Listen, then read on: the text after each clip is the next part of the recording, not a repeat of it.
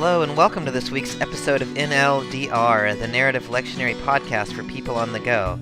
I'm Dr. Robert Williamson, Associate Professor of Religious Studies at Hendrix College in Conway, Arkansas, and founding pastor of Mercy Community Church of Little Rock. I'm joined this and every week by my friend and colleague Dr. Amy Robertson, Executive Director of Congregation Bet Havrim in Atlanta. This week, the Narrative Lectionary finds us in the book of Ezra, chapters 1 and 3. The people are released from exile to return to Jerusalem, where they find the temple in ruins and the altar torn down. We discuss the importance of ritual in connecting the people with God and with each other, the mingling of joy and sorrow that attends to new beginnings, and the urgency of pressing ahead even when the situation seems overwhelming. Thanks for joining us.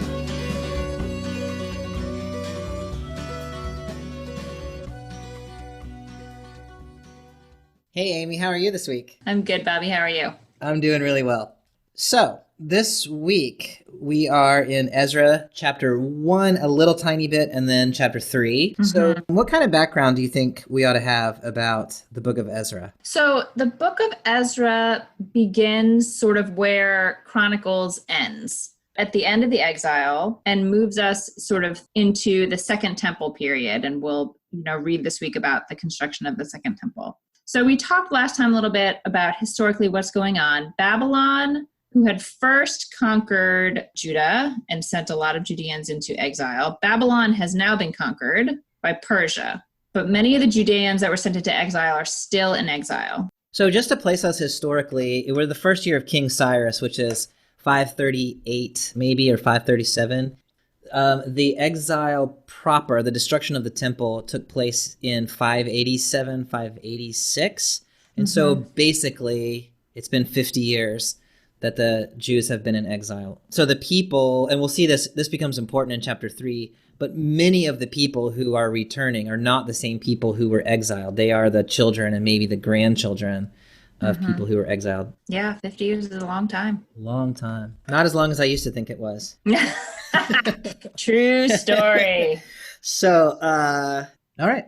We're going to read Ezra 1, verses 1 through 4, and I am reading from the New Revised Standard Version. In the first year of King Cyrus of Persia, in order that the word of the Lord by the mouth of Jeremiah might be accomplished, the Lord stirred up the spirit of King Cyrus of Persia, so that he sent a herald throughout all his kingdom, and also in a written edict declared, "Thus says King Cyrus of Persia, the Lord, the God of heaven, has given me all the kingdoms of the earth, and he has charged me to build him a house at Jerusalem in Judah. Any of those among you who are of his people, may their God be with them, are now permitted to go up to Jerusalem in Judah and rebuild the house of the Lord, the God of Israel. He is the God who is in Jerusalem. And let all survivors in whatever place they reside be assisted by the people of their place with silver and gold, with goods and with animals, besides freewill offerings for the house of God in Jerusalem." Okay, so this is the Persian king Cyrus basically declaring that the God of Israel has charged him with helping the Jews return and rebuild the temple in Jerusalem. What do you make of that charge that King Cyrus has? I'm very interested in sort of King Cyrus's theology. Yeah.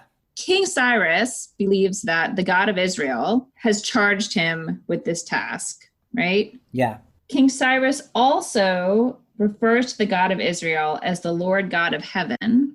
Right. Although later uses some language that localizes the God of Israel a little bit more to being in Jerusalem. Yeah. So taking these three things together, I'm simply throwing your question back in your face. Yeah. Tag, you're it. Tag, yeah. Mm-hmm. Yeah. So we've seen before Nebuchadnezzar has been used by God to do certain things. We saw last week in Isaiah 40 that Cyrus was called God's anointed one, the Mashiach, who is going to set the Jews free from captivity. But what's interesting here is that, so this is the words of Cyrus claiming that he knows that God is the one who's given him this charge. And that's different than what we've seen before. Before it's been like, these kings don't know that God is like working with them. Now this is King Cyrus saying, yeah, like God gave me this task. Your God gave me this task. Now, to complicate that a little bit, this is a Hebrew Bible author who is putting words in King Cyrus's mouth, acknowledging that King Cyrus knows that it's the Hebrew God that is doing Right. these things. So, like, did Cyrus really say something like this? We don't actually know, but we do have evidence from the Cyrus cylinder and from other cultures where Cyrus did claim, especially in the case of Babylon, Cyrus claimed that the Babylonian god Marduk had chosen him, Cyrus, to restore Marduk worship in Babylon. And so it's entirely plausible that Cyrus would have actually said something like this, although we don't have evidence of it other than here and in 2 Chronicles 36. But it's the kind of thing Cyrus would do. Now that raises another question about whether Cyrus, really thought that the God of Israel had commanded him to do this thing, or whether he found it politically expedient. Mm-hmm. So, I mean, from the perspective of the book of Ezra, this is a great thing. This is not a problematic thing at all that Cyrus is saying, hey, the God of Israel is the one who's declared this thing. The book of Ezra loves Cyrus. It loves the Persians. And it really does seem to think that Persia is acting on behalf of God to reestablish worship of Adonai, the God of Israel, in Jerusalem. Is there anything we want to say about this citation of Jeremiah? So in the first verse, it says that all of this happening was fulfilling the word that was spoken by Jeremiah. Do you have a particular word of Jeremiah in mind when you read that? The thing that comes to my mind is Jeremiah 29, verse 10, where there's an oracle. Thus says the Lord, only when Babylon's 70 years are completed will I visit you, and I will fulfill to you my promise and bring you back to this place. So I think Ezra is seeing in the Cyrus edict, is seeing the fulfillment of this promise that God's going to restore the people after 70 years. But it is interesting, and I know that you're going to like this part, that as much as Ezra wants to see continuity with things that came before, Ezra is decidedly not interested in the restoration of the Davidic monarchy. Yeah. I thought you were going to like that more than you did. No, I do like it. I like it. I like it. I like it a lot. That's going to be interesting. So if one is a Christian, especially a Christian preacher who is preaching this text during Advent, which is about anticipating the Davidic Messiah, Jesus, that is not the way that this text is going to connect to Advent. I'm not sure what the way is, but Ezra doesn't seem to have that kind of messianic expectation. He thinks this thing is happening with Cyrus, and so we're good. Cyrus is the Messiah. I mean, is the anointed that's saving them in this text. Yeah. Yeah. I don't think Ezra actually uses that language for No, I don't think Ezra Cyrus, does either. But yeah, No. I think he's in line with 2nd Isaiah, who's writing it about this exact same time. Yep. Okay, so we're going to move then to chapter 3. The narrative lectionary is verses 1 through 4 and then verses 10 through 13. But there's something different happening in verses 1 through 7 than what is happening in verses 8 through 14. And so I feel like the way the narrative lectionary is constructed, it kind of merges two different events as though they are one big event. So to put it briefly, the first part of this text in 1 through 7 is set in the 7th month of the first year of Cyrus, I guess it is. And it's about the building of the altar and the restoration of sacrifice in Jerusalem. And then in the second part of the text is in the 2nd year, in the 2nd month. So we're, basically 6 months later, and now they start to lay the foundation of the temple. So I think what I'm going to do just right now is read chapter 3, verses 1 through 5. When the 7th month came and the Israelites were in the towns, the people gathered together in Jerusalem.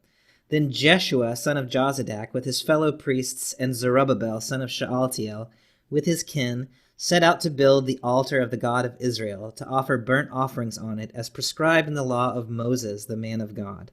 They set up the altar on its foundation because they were in dread of the neighboring peoples, and they offered burnt offerings upon it to the Lord morning and evening.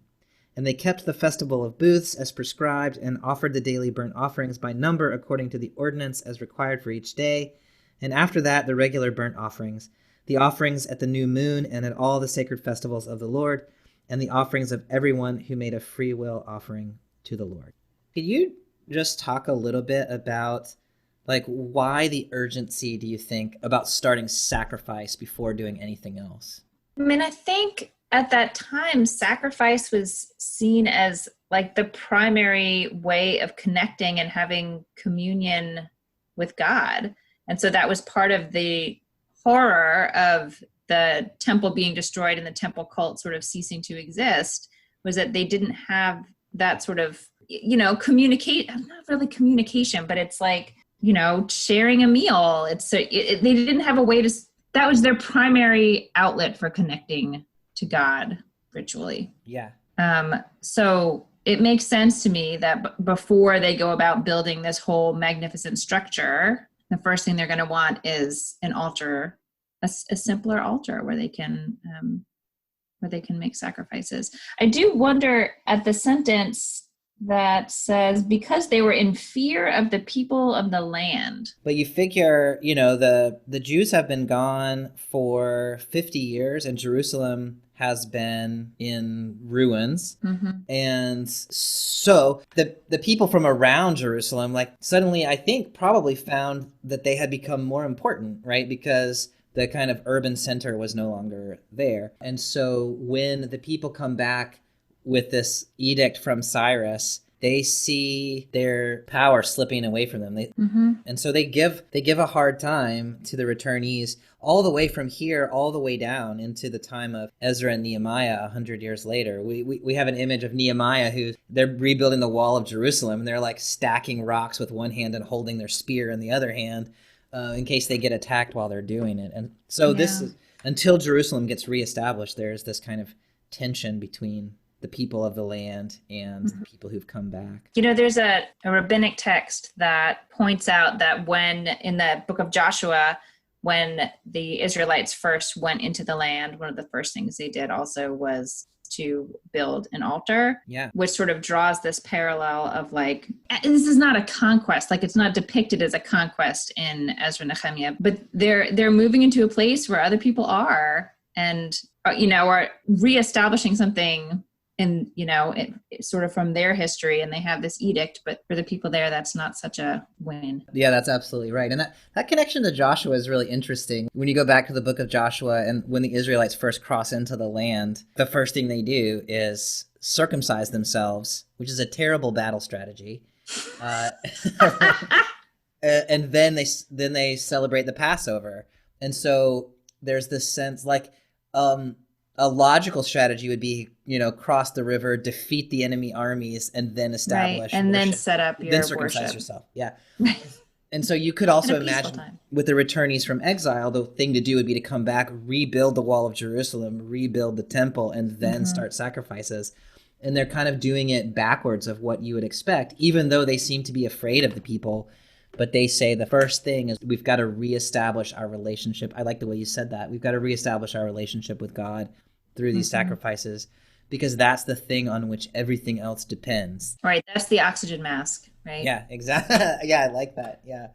On that issue of being afraid and building the altar first, it seems to me like a lot of times your tendency is often something like we can't do this thing until we have the perfect plan in place to do it, right? And so here it's not that at all. It's do the best you can with what you've got. If what you have right now is that you set the altar back up on its foundation, just out in the middle of the rubble, and you start sacrificing while you're being afraid, and that's what you can do, like go do that thing, and then the rest will come. Right. This is really sort of like where the rubber meets the road. Yeah. This is the reality of what it looks like. And it's a little dirty and there's gravel and you hold your spears while you build. So is there anything that you would want to say about the specific offerings that are made here? The Festival of Booths, the daily burnt offerings. I'm just curious if there's anything in there that strikes you as somebody who thinks a little bit more about ritual and sacrifice than I do. Well, I will say that at least in Second Chronicles, it is also during Tabernacle. The Festival of Booths is also the Festival of Tabernacles, which is the modern holiday Sukkot. During that holiday is when the first temple is dedicated. All the particular sacrifices that they're mentioning here, what strikes me about it is it's not like a sin offering or a peace offering, or like these are sort of like prescribed offerings that sort of happen other than the free will ones at the end. they sort of like, they mark the time. They sort of maybe get the people back in touch with time and sort of the sacred time and relationship with God through sacred time. But they're not so much the impromptu such and such happened. And so now they're not as reactive. That's really interesting. I love where you just went with that. And because I've been thinking about this in terms of establishing relationship, which I think is part of it. But there's two observations that it's not about making amends, which is how Christians often think about sacrifices as being necessarily about making amends, but they're not, and these aren't. But the way you were talking just there about like restarting time, I think that's really beautiful. Like the liturgical calendar, right? Like time has not been observed for 50 years. And now you've got the seasons being observed. You've got the start and end of the day. The morning and the evening, yeah. Festivals, the new moon. Like it's very much focused on the calendar. So restoring a sense of normalcy to the people and to the rhythms of life is the first thing. Like life has kind of restarted now. It's really nice. I like that. Yeah. No, I like you said it better than I did. I like it. I do that thing that I always do where I just say the thing that you said over again and talk about how awesome it was. Okay. So I'm in verse 6 now, reading through just 6 and 7. From the first day of the 7th month, they began to offer burnt offerings to the Lord, but the foundation of the temple of the Lord was not yet laid. So they gave money to the masons and the carpenters, and the food and drink and oil to the Sidonians and the Tyrians, to bring cedar from Lebanon to the sea, to Joppa, according to the grant that they had from King Cyrus of Persia. So to me, the most important thing there is just that notice in verse 6 that the foundation of the temple had not been laid. So they're doing these sacrifices, but the temple has not started to be reconstructed yet. That's the thing that's left. What else would you want to pull out of there? I guess just, again, sort of the acknowledgement of the practicalities, like that they paid craftsmen and then they paid for their materials to come with food and drink and oil. And I mean, bringing cedar wood from Lebanon, that's a production. Yeah, no, yes. They're trying to recreate this magnificent structure with the finest materials. The only thing that I really want to note in this next little section, in verse 8 and 9, is just the time stamp. So in verse 8, in the second year after their arrival at the house of God at Jerusalem, in the second month, Zerubbabel the son of Shealtiel and Jeshua son of Jozadak made a beginning, together with the rest of their people, the priests and the Levites, and all who had come to Jerusalem from captivity. So previously we were in the 7th month of the first year. Now we're in the 2nd month of the 2nd year. So if I'm doing my math correctly, that's been roughly 7 months. So picking up in the middle of verse 8, they appointed the Levites from 20 years old and upward to have the oversight of the work on the house of the Lord. And Jeshua with his sons and his kin, and Kadmiel and his sons Benui and Hodaviah, along with the sons of Henadad, the Levites, their sons and kin, together took charge of the workers in the house of God. So the only thing that really stands out to me there is that it's the Levites who are the ones who are in charge of working on the temple, the Levites, the holy tribe, who are responsible for the holy things. Yep. So they're working on the temple, the foundation of the temple. That's what we're up to right now. Yeah? Yeah. Yep. So picking up then in verse 10, when the builders laid the foundations of the temple of the Lord, the priests in their vestments were stationed to praise the Lord with trumpets, and the Levites, the son of Asaph, with cymbals, according to the directions of King David of Israel. And they sang responsively, praising and giving thanks to the Lord. For he is good, for his steadfast love endures forever toward Israel. So I picture this, beautiful, festive gathering. It's got trumpets and cymbals, and, they're singing this phrase that is, known from the Psalms. And we do get mention here of King David of Israel, who is, a musician and certainly liked a good party. So the depiction of David's role in the construction of the first temple is very different in 1st and 2nd Chronicles than it is in first and 2nd Samuel and Kings. And so Chronicles, David doesn't construct the temple because that's Solomon's job, but he does everything but, right? He draws out all the plans and tells Solomon how to do it, all the things. And so Ezra and Nehemiah have a close relation to 1st and 2nd Chronicles. So I think that's what's happening here. Yeah, I think you're right. And so I mean, so it's interesting that what this is saying is that when they laid out the second temple, they did it according to the plans that David had left for Solomon for the first temple. And so they really are trying to like recreate the thing exactly as it's supposed to be and as it was before the Babylonian incursion. Mm-hmm. Mm-hmm. So there's this this responsive singing that's taking place, and what they're singing is, "For he is good, for his steadfast love endures forever toward Israel." Thoughts about that responsive reading there? I mean, the phrase is in multiple Psalms. Mm-hmm. And according to Chronicles, this phrase became prominent in the liturgy in the Second Temple. So I feel like this is giving us a little window into the developing liturgy for this new era. Yeah, I was thinking about that. You know, if you envision the scene, right? The people they're in the ruins of a temple. They've got a foundation of a new temple up. They've got an altar that has been kind of propped back up. You know, like this thing's kind of makeshift. Yeah. And here is the specificity of God's steadfast love endures for Israel. Seems really important here to say, when you look around you, it may seem like you're just kind of piecing this thing together, but God's love is here and present now and is everlasting. That specificity seems urgent to me in this moment. Yeah, no, I think that makes a lot of sense. Like God's love is here specifically for you specifically, like, yeah, to sort of have that pointedness to it. Yeah. So when the people hear this call and response, then in second half of verse 11, all the people responded with a great shout when they praised the Lord, because the foundation of the house of the Lord was laid. And so we've got the temple, the foundation is ready to go, we've restarted, and the people are, at least in this first moment, the people are jubilant, shouting and praising God. Mm-hmm. But then in verse 12, but many of the priests and Levites and heads of families, old people who had seen the first house on its foundation, wept with a loud voice when they saw this house, though many shouted aloud for joy, so that the people could not distinguish the sound of the joyful shout from the sound of the people's weeping, for the people shouted so loudly that the sound was heard far away. Now that is fascinating to me. Like, I love that little detail of the text, and I feel like there's so much one could unpack there.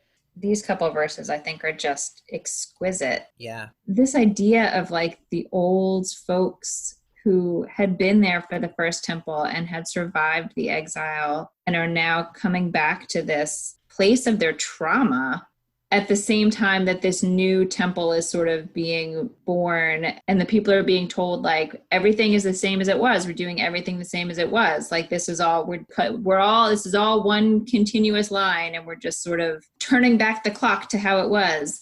But you can't ever turn back the clock to how it was, right? And I mean, the people who were there and experienced the first temple and all that happened since the time of its destruction, I love, I don't know if that's the right word. I love that the text includes this detail in here, that it is this joyous moment, and this is all as it should be. You know, there's no hint in the text that they were doing anything wrong or shouldn't have been doing this. This is all good. This should be happening. And it does not annul the agony of the loss of the first temple. I mean, I think that what you're saying about the people who remember the old structure and the destruction and the pain of that experience and the ambiguity of seeing it reconstructed, and I really love that complexity of emotions that you're thinking about. And this may be also in what you're saying, but I feel like there is some sense, presumably, of disappointment from people who had seen the first one. So it's not just remembering the things that they've been through, but like, they had seen the glory of the Solomonic temple, and now there's this little like platform with a propped up altar on it, and they've been working all this time, and it's just this little thing that bears no comparison really to the thing that came before. And I feel like there had to be some kind of disappointment, like, we saw it in its glory, and this is not that. So you youngsters who are celebrating this thing, like, You haven't really seen what it's supposed to look like. The prophet Haggai, who's writing kind of at the same time as Ezra, like set in the same time, in chapter 2 of Haggai, verse 2 or verse 3, he says, "Who is left among you that saw this house in its former glory?" That is the temple. "How does it look to you now? Is it not in your sight as nothing?" And so I don't want to just import Haggai directly into Ezra, but I think there's something that both of these texts are remembering, this sense of like, this new thing that we have is not at all like the old thing, and it's pretty disappointing to us. Mm-hmm. So there's this excitement, and there's also disappointment. There's joy, and there's sorrow, and these things are all just kind of stacking up on each other, and it's indiscernible. Yeah, it makes me think too of this sort of, imagining the sense of permanence and stability and like omnipotence, sort of that was associated with the first temple, and this sort of puncture in that the edifice of like, the temple can't be your North Star. Like the temple went away. Yeah. We're rebuilding it, but it's not, but it's going to be different now. Like your relationship to it is going to be different now. Yeah. As you start to think about that and think about where this text connects to things going on in modern day, connects to you and your community, where do you go in terms of the interpretation for contemporary life? So one of the things I've been thinking a lot about with Ezra is Ezra's strong interest in bringing tradition back and sort of connecting to tradition, and not why he wants to do that. I mean, I know why he wants to do that in terms of the biblical text, but sort of what it is for the human experience to feel that we are connecting to ancient tradition, and how that gives us some sort of, both a sort of like it really like roots you in something and gives you sort of a sense of connection to something much bigger than yourself.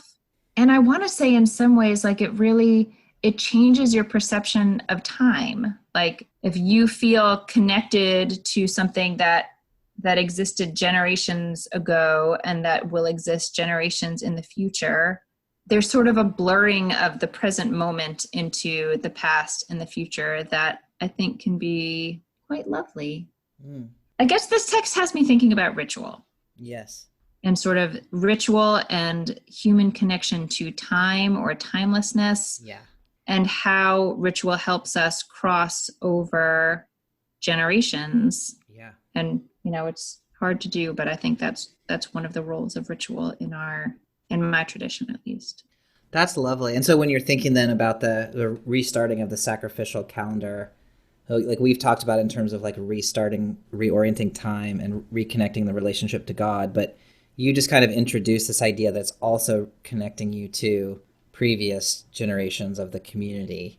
Mm-hmm. But in the time of Advent, to remember that Advent is a season that has oriented Christians for millennia now, and so to feel that connection across time, that's a real gift, I think, of a more ritually astute tradition like yours to a tradition like ours. I think especially in vulnerable times, where there's sort of nothing in your maybe immediate present that feels super solid.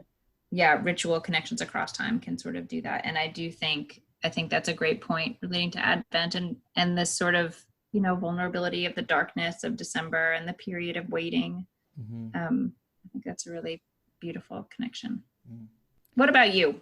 Well, where I go with this text, I mean, this is very specific to my own kind of religious tradition, but as a Presbyterian, we have a memory of a time about 50 years ago when we were kind of a big and culturally significant group. And along with other mainline traditions in the U.S., we have lost a lot of our significance and a lot of our membership over the last 50 years. So this text, with this kind of sense of trying to remember and recreate the thing that was there before, is kind of making me think about that and what it means to be a mainline Christian in 2019, when we have been disestablished and decentered in the culture in a lot of ways. So this text it's making me think a lot of different kinds of thoughts about that. But one of them is what we started with way back at the beginning about kind of the first thing is just to start doing the things again, right? And don't worry about whether the altar is a nice altar or whether the building is a nice building. Right. But we just do the best we can with what we have in the moment. So that was really striking me. And then the very last thing that we talked about the intermingling of the joy and the sorrow, and thinking generationally in my own tradition, there are some good things that have come out of the disestablishment and the decentering of the church and kind of a reinvention. We're learning how to reinvent ourselves in ways that are more inclusive and ways that are less patriarchal and ways that are less heteronormative. We're learning how to do all of those things. And so there is kind of an exciting future that seems possible about which a lot of people want to celebrate. And at the same time, there is a generation that still remembers the beautiful things of the past and is sad that it is no longer the way things are. And sometimes in my tradition, there's a fight between these two groups about you shouldn't be excited, you should be sad that we're not the way we were, or the other way around, like you shouldn't be sad about the past, but excited about the future. And this text is saying, yeah, I mean, both of those things are true, and both of those experiences are real, and the intermingling of the joy and the sorrow doesn't have to be in tension. We don't have to try to pull them apart, but let the people who are excited be excited, and let the people who are sorrowful be sorrowful. And maybe those people are the same people sometimes. The thing is for the community to be together doing this thing, and to know that the future is not the past. The future is yet to come, but it remembers the past, and to honor that tradition while yet realizing that it's going to take form in new ways. That seems really urgently important to my context. And in a season of Advent where, for Advent for us is sort of, we're welcoming the Christ child into the world, and kind of the belief about that is the world can't be the same for us, on December 26th as it is on December 24th, and we reenact that every year. And so reminding ourselves that the world can't be the same, and living into the new promise the best we can with what we've got, even if we're scared. That seems really valuable in this moment. That's really beautiful. Is it true that next week we are moving into the New Testament? Yeah, so next week we're moving into the Gospel of Luke, Zechariah's song in Luke chapter 1, verses, I don't know, it's the new narrative lectionary is 5 through 13, 14 through 25 in brackets, and 57 through 80, which is a weird, you don't see very many 80s, do you? No. I can tell from your face that you haven't seen that very often. Verse 80. So I don't know how we're going to parse out that chapter, but we're going to be in Luke chapter 1 next time. Amy, it's been really good talking to you today. You too. Y'all have a good week. See you next time.